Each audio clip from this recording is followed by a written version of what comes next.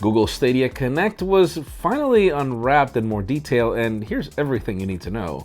We have some new renders of the Galaxy Note 10 and the Galaxy Note 10 Pro side by side, and Apple just revealed a trick for their new Find My application to work, and it actually involves spending more money.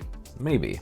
I'm Jaime Rivera, and yes, this is Friday, but we've got so much content and so much work coming up that I don't think this is going to feel like a weekend. This is Pocketnow Daily.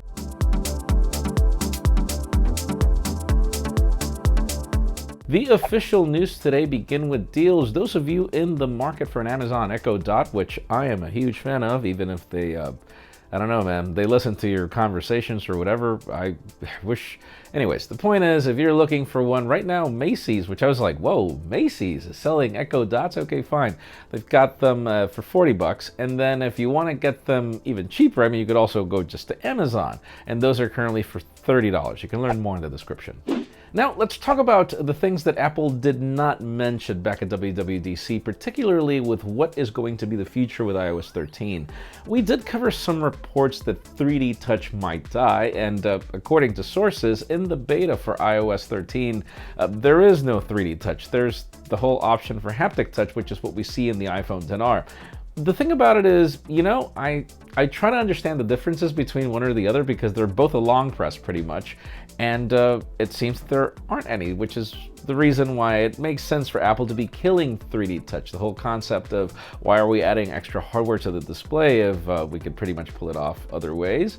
Haptic touch is pretty much the deal. I mean, we even see it on the Pixel 3a to a certain degree. So let us know in the comments if you're going to miss it, because I definitely won't.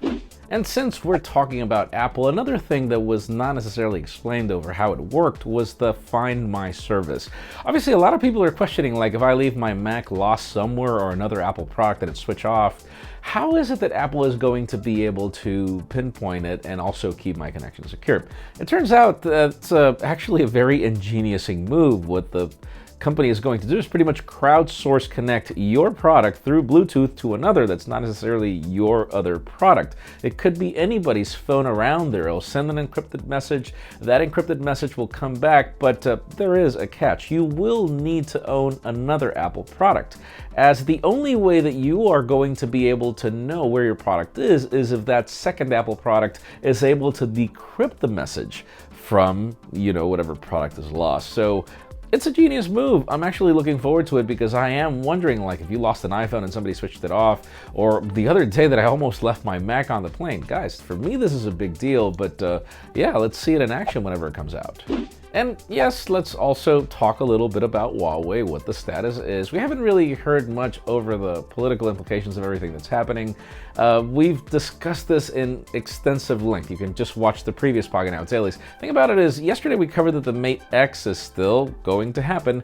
Now we see that the company has just signed with a Russian carrier, MTS, for 5G connectivity. Obviously, we know how the situation is between Russia and the United States, so it's not like if this doesn't make sense, but point is, Huawei is deploying their 5G, and yeah, they've got more countries signing up, I guess. We'll see how that ends up. Now, another thing that we covered yesterday were renders of the Galaxy Note 10 and everything that we had seen, but we had only seen renders of one of the devices. For those of you that want to know how both devices look, finally, we've got renders of both devices side by side.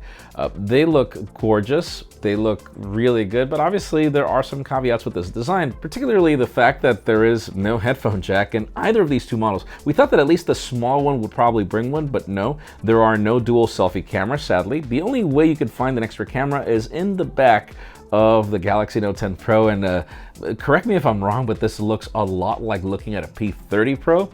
The rumored specifications for the Note 10 Pro include a Qualcomm Snapdragon 855, 12 gigs of RAM, a 4500 milliamp hour battery, and 45-watt fast charging, along with a 6.75-inch display compared to the regular Note 10 6.3, in addition to less RAM and a smaller battery in the regular Note 10. I think that these are going to be very hot phones, and I'm still inclined more to the smaller one, but we'll see what we get. And finally, the hottest news today have to do with Google's Stadia Connect. It is now, well, it was official already, but we really didn't get as much information as we needed. For those of you curious as to whether it's worth it or not, here's what you're getting. I mean, first of all, it'll run on a Chromecast Ultra, Chrome OS devices, Chrome and Pixel 3 and Pixel 3a phones for now. Yeah, I said the Pixel 3a. You can buy Stadia Pro, which gives you access to a library of games for $9.99 a month. This is pretty much a Netflix of games because you won't get the hottest ones, but you'll still be able to play without limits whatever is in the library. There is an option for on-demand of single games. They call this Stadia Base, though it's just one game, you play it all you want, and that's it. They also announced the Founders Edition package, which I just pre-ordered, and it includes a limited edition controller, a full-on Destiny 2 bundle, 3 months of Stadia Pro, which you can actually share with a friend, and then early access to a unique username, all for $129, which if you do the math is around $300 anyways. They announced some games like Darksiders Genesis and Tom Clancy's Ghost Recon.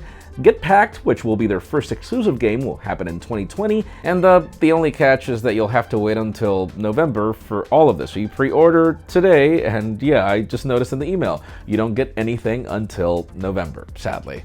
Whatever the case may be, let us know in the comments down below, what do you think about Stadia? I mean, $10 a month, think about it.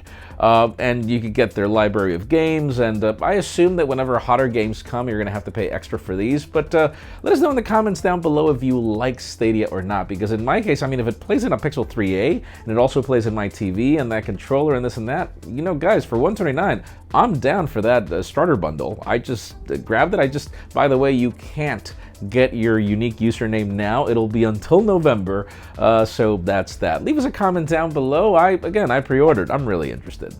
Friends, again, if you want to get the news earlier, follow us on Pocketnow.com and subscribe to both our channels, English and Spanish, for more videos like this one. Also, follow us on Instagram as our extended coverage happens there, and you can also follow my personal handles for weird photos and stuff. Also, the recap is happening this weekend. We've got a ton of comments to go through, so stay tuned for that. Please give this video a thumbs up if you like what you saw. I'm Jaime Rivera. Thanks so much for watching.